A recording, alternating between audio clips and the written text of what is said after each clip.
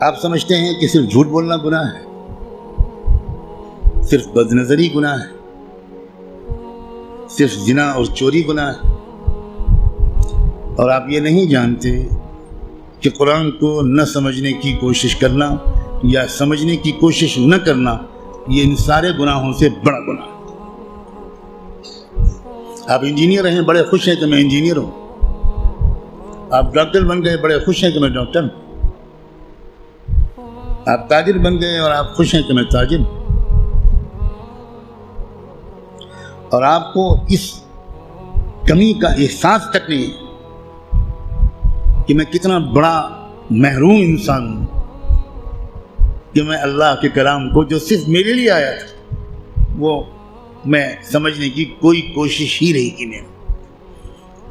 مسلمانوں کی اکثریت، غالب اکثریت، وہ جو 5 وقت کی نماز پڑھتے ہیں وہ بھی، جو روزہ رکھتے ہیں وہ بھی، جو اپنے کو دیندار سمجھتے ہیں وہ بھی، جو کچھ دینی کام بھی کرتے ہیں وہ بھی، اس بڑے گناہ میں تقریباً سب شریک ہیں کہ وہ قرآن مجید کو سمجھنے کی کوئی کوشش نہیں کرتے اور قرآن مجید کو نہ سمجھنے کو گناہ نہیں سمجھتے، یا سمجھنے کی کوشش نہ کرنے کو گناہ نہیں سمجھتے۔ تو آپ قرآن مجید کو سمجھنے کی کوشش فرض عین سمجھیں، اور قرآن کو اب تک سمجھنے کی کوشش نہ کرنا یہ کبیرہ گناہوں سے بڑا گناہ سمجھیں۔ اور رمضان کا مہینہ جو گناہوں سے توبہ کرنے اور معافی مانگنے کا مہینہ ہے، اس میں سب سے زیادہ اس گناہ سے توبہ کریں۔ اللہ کے ہاں آپ کی بخشش اس لیے کہہ کر نہیں ہوگی کہ اللہ حضرت میں تعلیم کے حلقے میں بیٹھتا تھا اور اس میں منتخب احادیث پڑھی جاتی تھی، اس میں فضائل نماز پڑھی جاتی تھی۔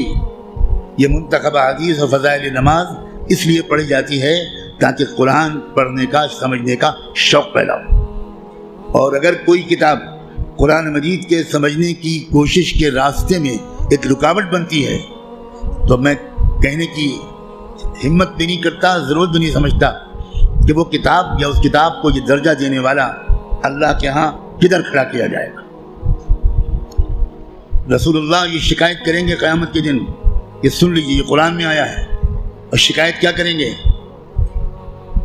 یہ نہیں کہیں گے کہ ان کی ٹوپی 4 کونوں کی نہیں ہوتی تھی، یہ شکایت نہیں کریں گے رسول اللہ مسلمانوں کی ان کی داڑھی چھوٹی تھی۔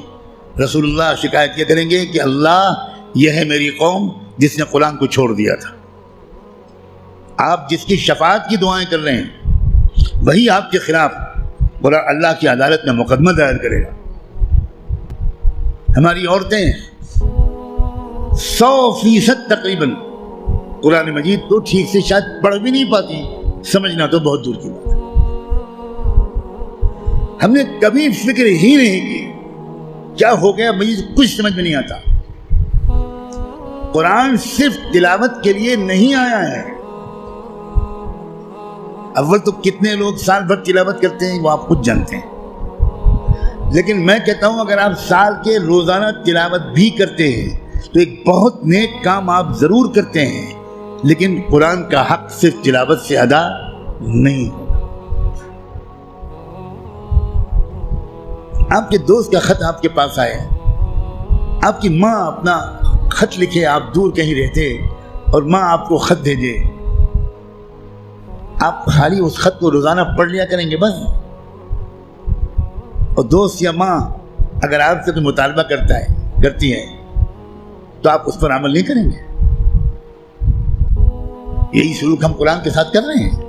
قرآن کیا ہے؟ اللہ کے خطوط کا مجموعہ ہے، لیکن ہم کو کچھ خبر نہیں کہ اللہ نے ہم کو خط میں کیا لکھا ہے۔ آپ کا دوست آپ کو خط لکھے اور آپ اس کو سمجھ نہ پائیں، آپ چین سے سوئیں گے؟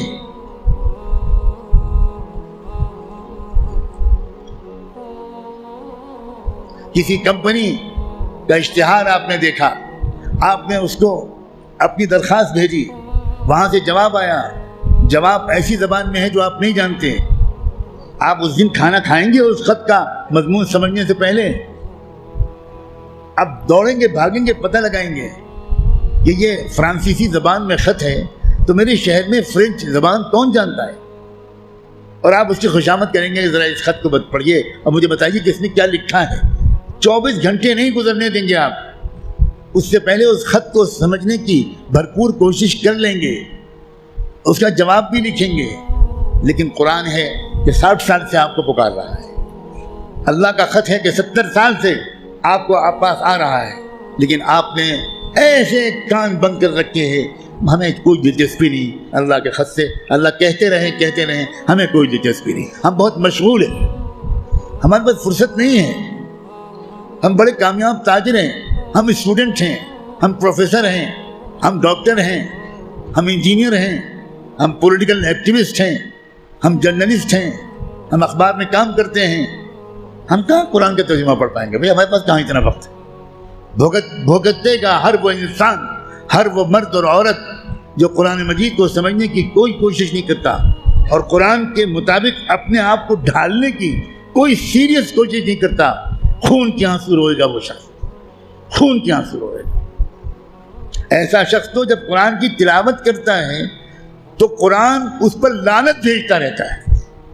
اب غور تو کریں، رب قارئ للقرآن والقرآن یلعنہ، یہ میرے باپ کی اور پیر کی کہی ہوئی بات نہیں ہے، یہ بات صادق و مصدوق رحمت دو عالم صلی اللہ علیہ وآلہ وسلم نے کہی کہ قرآن بہت سے لوگ پڑھتے ہوتے ہیں اور پڑھنے کے درمیان قرآن اس پر لعنت بھیجتا ہے، اے اللہ یہ مجھ پر یہ پڑھ رہا ہے، اس پر لعنت۔ اب قرآن کی لعنت پر اللہ تعالیٰ قبول نہیں کریں گے؟